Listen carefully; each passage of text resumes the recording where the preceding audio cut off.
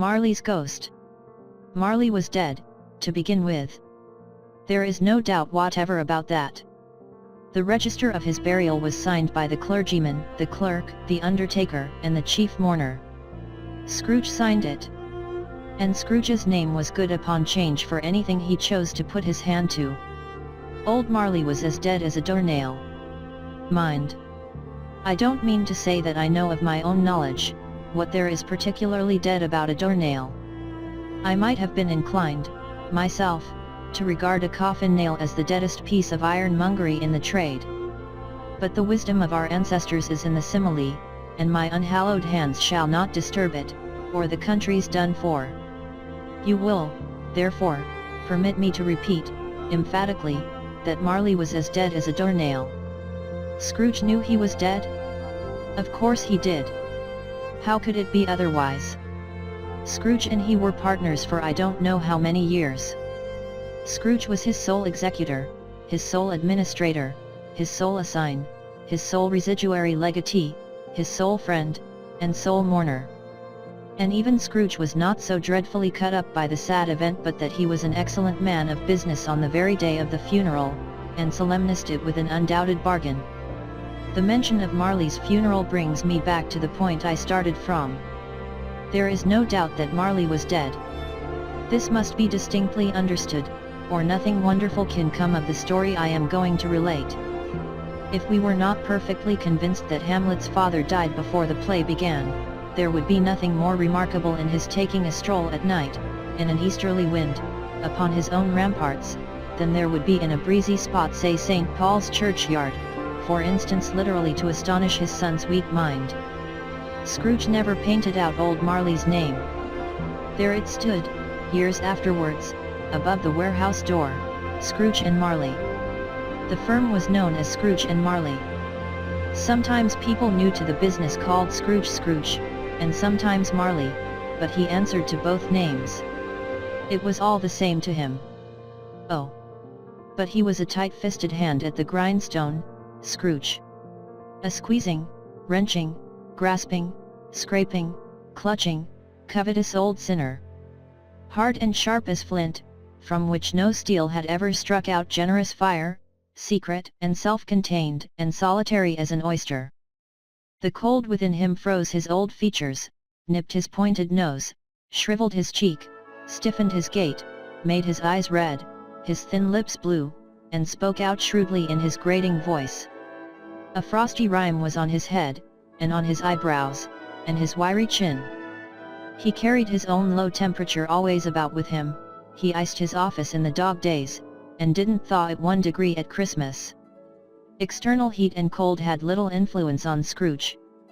No warmth could warm, no wintry weather chill him. No wind that blew was bitterer than he, no falling snow was more intent upon its purpose, no pelting rain less open to entreaty. Foul weather didn't know where to have him. The heaviest rain, and snow, and hail, and sleet could boast of the advantage over him in only one respect. They often came down handsomely, and Scrooge never did. Nobody ever stopped him in the street to say, with gladsome looks, "My dear Scrooge, how are you? When will you come to see me?" No beggars implored him to bestow a trifle, no children asked him what it was o'clock, no man or woman ever once in all his life inquired the way to such and such a place, of Scrooge. Even the blind men's dogs appeared to know him, and, when they saw him coming on, would tug their owners into doorways and up courts, and then would wag their tails as though they said, "No eye at all is better than an evil eye, dark master." But what did Scrooge care? It was the very thing he liked. To edge his way along the crowded paths of life, warning all human sympathy to keep its distance, was what the knowing ones call nuts to Scrooge. Once upon a time of all the good days in the year, on Christmas Eve old Scrooge sat busy in his counting house. It was cold, bleak, biting weather, foggy withal, and he could hear the people in the court outside go wheezing up and down, beating their hands upon their breasts, and stamping their feet upon the pavement stones to warm them. The city clocks had only just gone 3, but it was quite dark already. It had not been light all day, and candles were flaring in the windows of the neighboring offices, like ruddy smears upon the palpable brown air. The fog came pouring in at every chink and keyhole, and was so dense without, that, although the court was of the narrowest, the houses opposite were mere phantoms. To see the dingy cloud come drooping down, obscuring everything, one might have thought that nature lived hard by, and was brewing on a large scale. The door of Scrooge's counting house was open, that he might keep his eye upon his clerk, who in a dismal little cell beyond, a sort of tank, was copying letters. Scrooge had a very small fire, but the clerk's fire was so very much smaller that it looked like one coal. But he couldn't replenish it, for Scrooge kept the coal box in his own room, and so surely as the clerk came in with the shovel, the master predicted that it would be necessary for them to part. Wherefore the clerk put on his white comforter, and tried to warm himself at the candle, in which effort, not being a man of strong imagination, he failed. "A Merry Christmas, Uncle!" "God save you!" cried a cheerful voice. It was the voice of Scrooge's nephew, who came upon him so quickly that this was the first intimation he had of his approach. "Bah!" said Scrooge. "Humbug!" He had so heated himself with rapid walking in the fog and frost, this nephew of Scrooge's, that he was all in a glow, his face was ruddy and handsome, his eyes sparkled, and his breath smoked again. "Christmas a humbug, Uncle," said Scrooge's nephew. "You don't mean that, I am sure." "I do," said Scrooge. "Merry Christmas." "What right have you to be merry? What reason have you to be merry? You're poor enough." "Come, then," returned the nephew gaily. "What right have you to be dismal? What reason have you to be morose? You're rich enough." Scrooge, having no better answer ready on the spur of the moment, said, "Bah," again, and followed it up with humbug. "Don't be cross, Uncle," said the nephew. "What else can I be," returned the uncle, "when I live in such a world of fools as this? Merry Christmas! Out upon Merry Christmas! What's Christmas time to you but a time for paying bills without money, a time for finding yourself a year older, and not an hour richer, a time for balancing your books, and having every item in M through a round dozen of months presented dead against you? If I could work my will," said Scrooge indignantly, "every idiot who goes about with Merry Christmas on his lips should be boiled with his own pudding, and buried with a stake of holly through his heart. He should." "Uncle," pleaded the nephew. "Nephew," returned the uncle sternly, "keep Christmas in your own way, and let me keep it in mine." "Keep it," repeated Scrooge's nephew. "But you don't keep it." "Let me leave it alone, then," said Scrooge. "Much good may it do you. Much good it has ever done you. There are many things from which I might have derived good, by which I have not profited, I dare say," returned the nephew, "Christmas among the rest.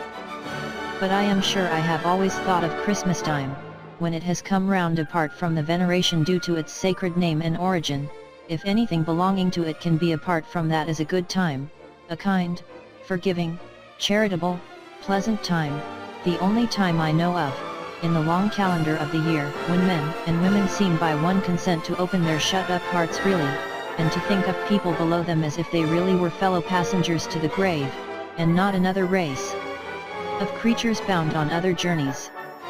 And therefore, Uncle, though it has never put a scrap of gold or silver in my pocket, I believe that it has done me good and will do me good, and I say, God bless it." The clerk in the tank involuntarily applauded. Becoming immediately sensible of the impropriety, he poked the fire, and extinguished the last frail spark forever. "Let me hear another sound from you," said Scrooge, "and you'll keep your Christmas by losing your situation. You're quite a powerful speaker, sir," he added, turning to his nephew. "I wonder you don't go into Parliament. Don't be angry, Uncle. Come. Dine with us tomorrow." Scrooge said that he would see him. Yes, indeed he did. He went the whole length of the expression, and said that he would see him in that extremity first. "But why?" cried Scrooge's nephew. "Why? Why did you get married?" said Scrooge. Because I fell in love. Because you fell in love, growled Scrooge, as if that were the only one thing in the world more ridiculous than a Merry Christmas. Good afternoon. Nay, uncle, but you never came to see me before that happened. Why give it as a reason for not coming now? Good afternoon, said Scrooge. I want nothing from you, I ask nothing of you, why cannot we be friends? Good afternoon, said Scrooge. I am sorry, with all my heart, to find you so resolute. We have never had any quarrel to which I have been a party. But I have made the trial in homage to Christmas, and I'll keep my Christmas humor to the last. So a Merry Christmas, Uncle. Good afternoon, said Scrooge. And a Happy New Year. Good afternoon, said Scrooge. His nephew left the room without an angry word, notwithstanding. He stopped at the outer door to bestow the greetings of the season on the clerk, who, cold as he was warmer than Scrooge, for he returned them cordially. There's another fellow, muttered Scrooge, who overheard him, my clerk, with 15 shillings a week, and a wife and family, talking about a Merry Christmas. I'll retire to Bedlam. This lunatic, in letting Scrooge's nephew out, had let 2 other people in. They were portly gentlemen, pleasant to behold, and now stood, with their hats off, in Scrooge's office. They had books and papers in their hands, and bowed to him. Scrooge and Marley's, I believe, said one of the gentlemen, referring to his list. Have I the pleasure of addressing Mr. Scrooge, or Mr. Marley? Mr. Marley has been dead these 7 years, Scrooge replied. He died 7 years ago, this very night. We have no doubt his liberality is well represented by his surviving partner, said the gentleman, presenting his credentials. It certainly was, for they had been 2 kindred spirits. At the ominous word liberality, Scrooge frowned, and shook his head, and handed the credentials back. At this festive season of the year, Mr. Scrooge, said the gentleman, taking up a pen, it is more than usually desirable that we should make some slight provision for the poor and destitute, who suffer greatly at the present time. Many thousands are in want of common necessaries, hundreds of thousands are in want of common comforts, sir. Are there no prisons? Asked Scrooge. Plenty of prisons, said the gentleman, laying down the pen again. And the union workhouses? Demanded Scrooge. Are they still in operation? They are. Still, returned the gentleman, I wish I could say they were not. The treadmill and the poor law are in full vigor, then, said Scrooge. Both very busy, sir. Oh. I was afraid, from what you said at first, that something had occurred to stop them in their useful course, said Scrooge. I am very glad to hear it.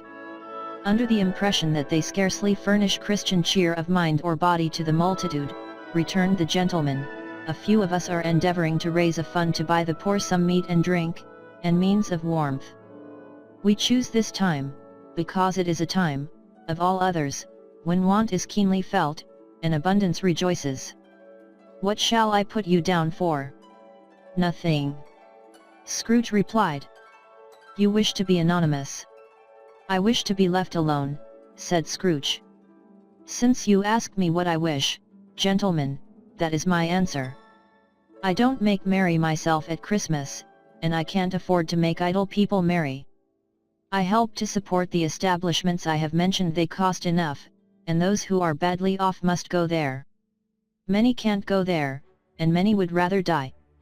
If they would rather die, said Scrooge, they had better do it, and decrease the surplus population. Besides, excuse me, I don't know that. But you might know it, observed the gentleman. It's not my business, Scrooge returned. It's enough for a man to understand his own business, and not to interfere with other people's. Mine occupies me constantly. Good afternoon, gentlemen. Seeing clearly that it would be useless to pursue their point, the gentleman withdrew. Scrooge resumed his labors with an improved opinion of himself, and in a more facetious temper than was usual with him. Meanwhile the fog and darkness thickened so, that people ran about with flaring links, proffering their services to go before horses in carriages, and conduct them on their way. The ancient tower of a church, whose gruff old bell was always peeping slyly down at Scrooge out of a Gothic window in the wall, became invisible, and struck the hours and quarters in the clouds, with tremulous vibrations afterwards, as if its teeth were chattering in its frozen head up there. The cold became intense.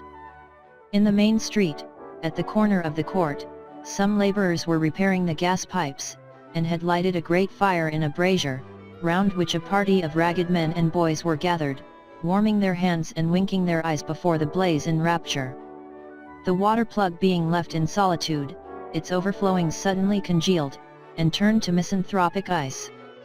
The brightness of the shops, where holly springs and berries crackled in the lamp heat of the windows, made pale faces ruddy as they passed.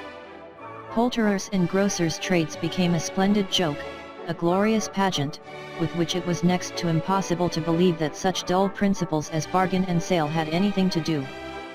The Lord Mayor, in the stronghold of the mighty mansion house, gave orders to his 50 cooks and butlers to keep Christmas as a Lord Mayor's household should, and even the little tailor, whom he had fined 5 shillings on the previous Monday for being drunk and bloodthirsty in the streets, stirred up tomorrow's pudding in his garret, while his lean wife and the baby sallied out to buy the beef. Foggier yet, and colder. Piercing, searching, biting cold. If the good Saint Dunstan had but nipped the evil spirit's nose with a touch of such weather as that, instead of using his familiar weapons, then indeed he would have roared to lusty purpose. The owner of one scant young nose, gnawed and mumbled by the hungry cold as bones are gnawed by dogs, stooped down at Scrooge's keyhole to regale him with a Christmas carol, but, at the first sound of "God bless you, merry gentlemen, may nothing you dismay," Scrooge seized the ruler with such energy of action that the singer fled in terror, leaving the keyhole to the fog, and even more congenial frost. At length the hour of shutting up the counting-house arrived. With an ill will Scrooge dismounted from his stool, and tacitly admitted the fact to the expectant clerk in the tank, who instantly snuffed his candle out, and put on his hat. "You'll want all day tomorrow, I suppose," said Scrooge. "If quite convenient, sir." "It's not convenient," said Scrooge, "and it's not fair. If I was to stop half a crown for it, you'd think yourself ill-used, I'll be bound." The clerk smiled faintly. "And yet," said Scrooge, "you don't think me ill-used when I pay a day's wages for no work." The clerk observed that it was only once a year. "A poor excuse for picking a man's pocket every 25th of December," said Scrooge, buttoning his greatcoat to the chin. "But I suppose you must have the whole day. Be here all the earlier next morning." The clerk promised that he would, and Scrooge walked out with a growl. The office was closed in a twinkling, and the clerk, with the long ends of his white comforter dangling below his waist, for he boasted no greatcoat, went down a slide on Cornhill, at the end of a lane of boys, 20 times, in honor of its being Christmas Eve, and then ran home to Camden Town as hard as he could pelt, to play at blind man's buff. Scrooge took his melancholy dinner in his usual melancholy tavern, and having read all the newspapers, and beguiled the rest of the evening with his banker's book, went home to bed. He lived in chambers which had once belonged to his deceased partner. They were a gloomy suite of rooms, in a lowering pile of building up a yard, where it had so little business to be, that one could scarcely help fancying it must have run there when it was a young house, playing at hide-and-seek with other houses, and have forgotten the way out again. It was old enough now, and dreary enough, for nobody lived in it but Scrooge, the other rooms being all let out as offices. The yard was so dark that even Scrooge, who knew its every stone, was fain to grope with his hands. The fog and frost so hung about the black old gateway of the house, that it seemed as if the genius of the weather sat in mournful meditation on the threshold. Now, it is a fact that there was nothing at all particular about the knocker on the door, except that it was very large. It is also a fact that Scrooge had seen it, night and morning, during his whole residence in that place, also that Scrooge had as little of what is called fancy about him as any man in the city of London, even including which is a bold word, the corporation, alderman, and livery. Let it also be borne in mind that Scrooge had not bestowed one thought on Marley since his last mention of his 7 years dead partner that afternoon. And then let any man explain to me, if he can, how it happened that Scrooge, having his key in the lock of the door, saw in the knocker, without its undergoing any intermediate process of change, not a knocker, but Marley's face.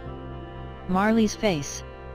It was not an impenetrable shadow, as the other objects in the yard were, but had a dismal light about it, like a bad lobster in a dark cellar. It was not angry or ferocious, but looked at Scrooge as Marley used to look, with ghostly spectacles turned up on its ghostly forehead. The hair was curiously stirred, as if by breath or hot air, and, though the eyes were wide open, they were perfectly motionless. That, and its livid color, made it horrible, but its horror seemed to be in spite of the face, and beyond its control, rather than a part of its own expression. As Scrooge looked fixedly at this phenomenon, it was a knocker again. To say that he was not startled, or that his blood was not conscious of a terrible sensation to which it had been a stranger from infancy, would be untrue. But he put his hand upon the key he had relinquished, turned it sturdily, walked in, and lighted his candle. He did pause, with a moment's irresolution, before he shut the door, and he did look cautiously behind it first, as if he half expected to be terrified with the sight of Marley's pigtail sticking out into the hall. But there was nothing on the back of the door, except the screws and nuts that held the knocker on, so he said, "Pooh, pooh," and closed it with a bang. The sound resounded through the house like thunder. Every room above, and every cask in the wine merchant's cellars below, appeared to have a separate peal of echoes of its own. Scrooge was not a man to be frightened by echoes. He fastened the door, and walked across the hall, and up the stairs, slowly, too, trimming his candle as he went. You may talk vaguely about driving a coach and six up a good old flight of stairs, or through a bad young Act of Parliament, but I mean to say you might have got a hearse up that staircase, and taken it broadwise, with the splinter bar towards the wall, and the door towards the balustrades, and done it easy. There was plenty of width for that, and room to spare, which is perhaps the reason why Scrooge thought he saw a locomotive hearse going on before him in the gloom. Half a dozen gas lamps out of the street wouldn't have lighted the entry too well, so you may suppose that it was pretty dark with Scrooge's dip. Up Scrooge went, not caring a button for that. Darkness is cheap, and Scrooge liked it. But, before he shut his heavy door, he walked through his rooms to see that all was right. He had just enough recollection of the face to desire to do that. Sitting room, bedroom, lumber room. All as they should be. Nobody under the table, nobody under the sofa, a small fire in the grate, spoon and basin ready, and the little saucepan of gruel. Scrooge had a cold in his head, upon the hob. Nobody under the bed, nobody in the closet, nobody in his dressing gown, which was hanging up in a suspicious attitude against the wall. Lumber room as usual. Old fireguard, old shoes, 2 fish baskets, washing stand on 3 legs, and a poker. Quite satisfied, he closed his door, and locked himself in, double-locked himself in, which was not his custom. Thus secured against surprise, he took off his cravat, put on his dressing gown and slippers, and his nightcap, and sat down before the fire to take his gruel. It was a very low fire indeed, nothing on such a bitter night. He was obliged to sit close to it, and brood over it, before he could extract the least sensation of warmth from such a handful of fuel.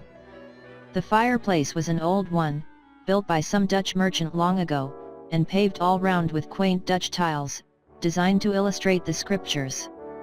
There were Cains and Abels, Pharaoh's daughters, queens of Sheba, angelic messengers descending through the air on clouds like feather beds, Abrahams, Belshazzars, apostles putting off to sea in butter boats, hundreds of figures to attract his thoughts, and yet that face of Marley, 7 years dead, came like the ancient prophet's rod, and swallowed up the whole. If each smooth tile had been a blank at first, with power to shape some picture on its surface from the disjointed fragments of his thoughts, there would have been a copy of old Marley's head on every one. "Humbug," said Scrooge, and walked across the room. After several turns he sat down again. As he threw his head back in the chair, his glance happened to rest upon a bell, a disused bell, that hung in the room, and communicated, for some purpose now forgotten, with a chamber in the highest story of the building. It was with great astonishment, and with a strange, inexplicable dread, that, as he looked, he saw this bell begin to swing. It swung so softly in the outset that it scarcely made a sound, but soon it rang out loudly, and so did every bell in the house. This might have lasted half a minute, or a minute, but it seemed an hour. The bells ceased, as they had begun, together. They were succeeded by a clanking noise deep down below, as if some person were dragging a heavy chain over the casks in the wine merchant's cellar. Scrooge then remembered to have heard that ghosts in haunted houses were described as dragging chains. The cellar door flew open with a booming sound, and then he heard the noise much louder on the floors below, then coming up the stairs, then coming straight towards his door. "It's humbug still," said Scrooge. "I won't believe it." His color changed, though, when, without a pause, it came on through the heavy door and passed into the room before his eyes. Upon its coming in, the dying flame leaped up, as though it cried, "I know him. Marley's ghost," and fell again. The same face, the very same.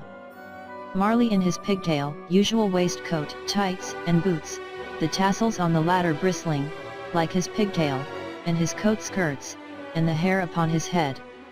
The chain he drew was clasped about his middle. It was long, and wound about him like a tail, and it was made, for Scrooge observed it closely, of cash boxes, keys, padlocks, ledgers, deeds, and heavy purses wrought in steel. His body was transparent, so that Scrooge, observing him, and looking through his waistcoat, could see the 2 buttons on his coat behind. Scrooge had often heard it said that Marley had no bowels, but he had never believed it until now. No, nor did he believe it even now. Though he looked the phantom through and through, and saw it standing before him, though he felt the chilling influence of its death-cold eyes, and marked the very texture of the folded kerchief bound about its head and chin, which wrapper he had not observed before, he was still incredulous, and fought against his senses. "How now?" said Scrooge, caustic and cold as ever. "What do you want with me?" "Much." Marley's voice, no doubt about it. "Who are you?" "Ask me who I was." "Who were you, then?" said Scrooge, raising his voice. "You're particular, for a shade." He was going to say to a shade, but substituted this, as more appropriate. "In life I was your partner, Jacob Marley." Can you sit down?" asked Scrooge, looking doubtfully at him.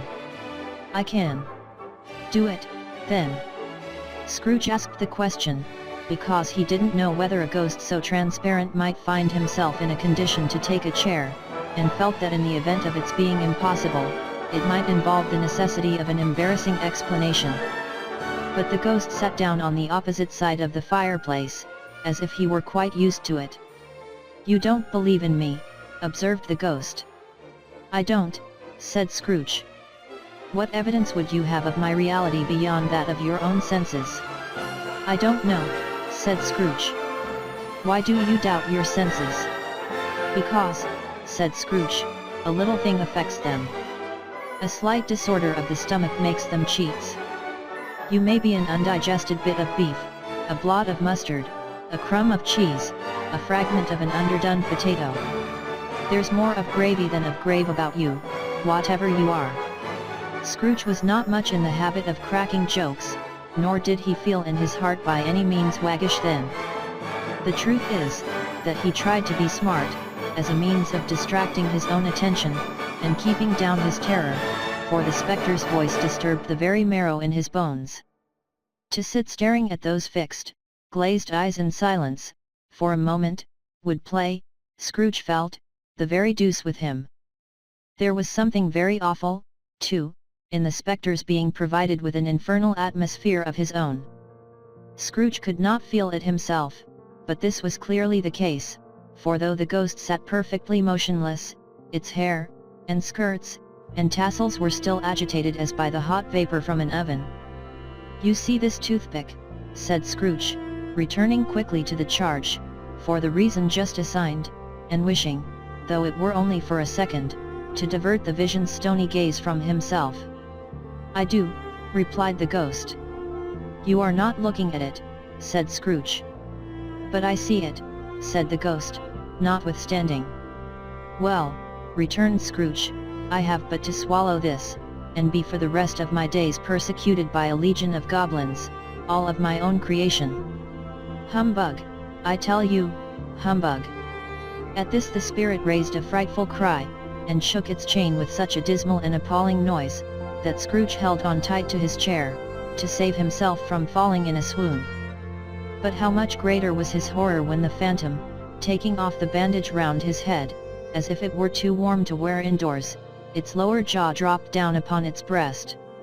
Scrooge fell upon his knees, and clasped his hands before his face. "Mercy," he said. "Dreadful apparition, why do you trouble me?" "Man of the worldly mind," replied the ghost, "do you believe in me or not?" "I do," said Scrooge, "I must." "But why do spirits walk the earth, and why do they come to me?" "It is required of every man," the ghost returned, "that the spirit within him should walk abroad among his fellow men, and travel far and wide, and, if that spirit goes not forth in life, it is condemned to do so after death. It is doomed to wander through the world, oh, woe is me! And witness what it cannot share, but might have shared on earth, and turn to happiness." Again the spectre raised a cry, and shook its chain and wrung its shadowy hands. "You are fettered," said Scrooge, trembling. "Tell me why." "I wear the chain I forged in life," replied the ghost. "I made it link by link, and yard by yard, I girded it on of my own free will, and of my own free will I wore it. Is its pattern strange to you?" Scrooge trembled more and more. "Or would you know," pursued the ghost, "the weight and length of the strong coil you bear yourself? It was full as heavy and as long as this 7 Christmas Eves ago. You have labored on it since. It is a ponderous chain." Scrooge glanced about him on the floor, in the expectation of finding himself surrounded by some 50 or 60 fathoms of iron cable, but he could see nothing. "Jacob," he said imploringly. "Old Jacob Marley, tell me more. Speak comfort to me, Jacob." "I have none to give," the ghost replied. "It comes from other regions, Ebenezer Scrooge, and is conveyed by other ministers, to other kinds of men. Nor can I tell you what I would. A very little more is all permitted to me.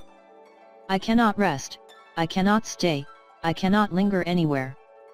My spirit never walked beyond our counting house. Mark me, in life my spirit never roved beyond the narrow limits of our money-changing hole, and weary journeys lie before me."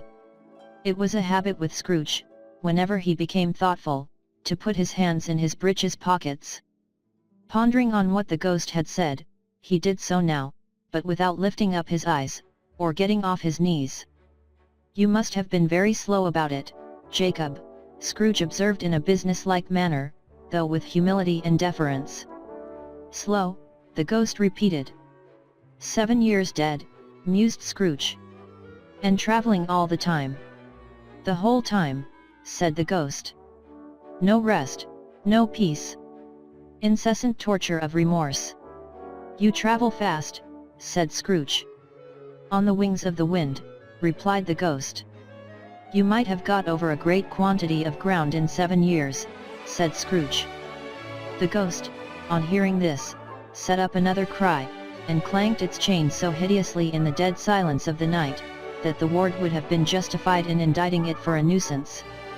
"Oh, captive, bound, and double-ironed," cried the phantom, "not to know that ages of incessant labor, by immortal creatures, for this earth must pass into eternity before the good of which it is susceptible is all developed. Not to know that any Christian spirit working kindly in its little sphere, whatever it may be, will find its mortal life too short for its vast means of usefulness. Not to know that no space of regret can make amends for one life's opportunities misused. Yet such was I. Oh, such was I. But you were always a good man of business, Jacob, faltered Scrooge, who now began to apply this to himself. Business, cried the ghost, wringing its hands again. Mankind was my business. The common welfare was my business, charity, mercy, forbearance, and benevolence were, all, my business. The dealings of my trade were but a drop of water in the comprehensive ocean of my business. It held up its chain at arm's length, as if that were the cause of all its unavailing grief, and flung it heavily upon the ground again. At this time of the rolling year, the spectre said, I suffer most.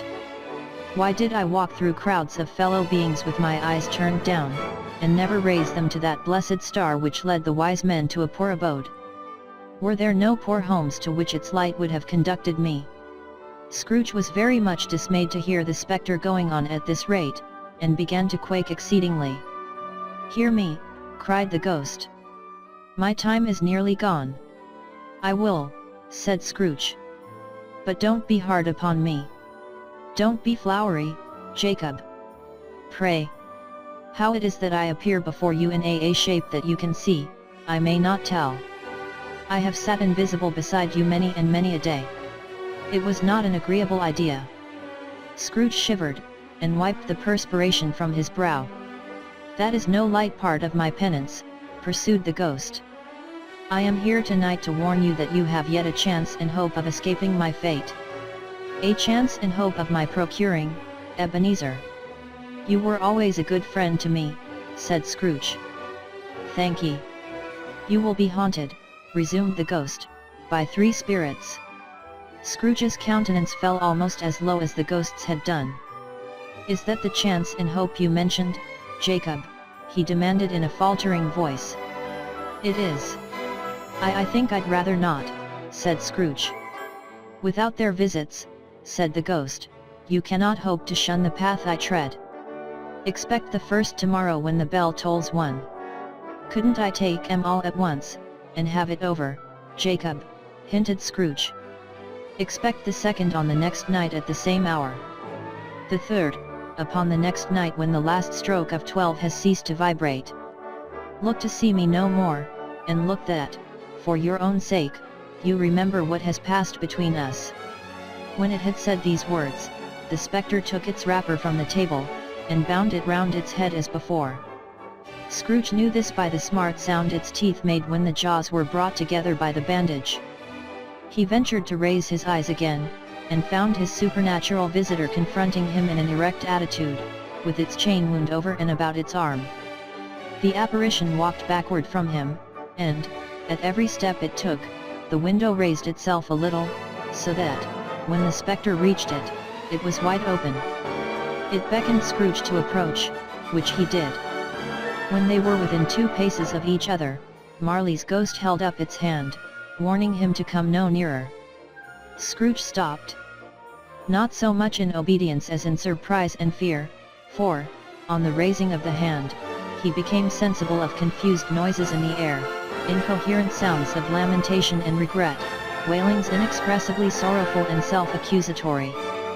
The spectre, after listening for a moment, joined in the mournful dirge, and floated out upon the bleak, dark night. Scrooge followed to the window, desperate in his curiosity. He looked out. The air was filled with phantoms, wandering hither and thither in restless haste, and moaning as they went. Every one of them wore chains like Marley's ghost. Some few, they might be guilty governments, were linked together, none were free. Many had been personally known to Scrooge in their lives. He had been quite familiar with one old ghost in a white waistcoat, with a monstrous iron safe attached to its ankle, who cried piteously at being unable to assist a wretched woman with an infant, whom it saw below upon a doorstep. The misery with them all was clearly, that they sought to interfere, for good, in human matters, and had lost the power forever. Whether these creatures faded into mist, or mist enshrouded them, he could not tell. But they and their spirit voices faded together, and the night became as it had been when he walked home. Scrooge closed the window, and examined the door by which the ghost had entered. It was double-locked, as he had locked it with his own hands, and the bolts were undisturbed. He tried to say humbug, but stopped at the first syllable. And being, from the emotions he had undergone, or the fatigues of the day, or his glimpse of the invisible world, or the dull conversation of the ghost, or the lateness of the hour, much in need of repose, went straight to bed without undressing, and fell asleep upon the instant.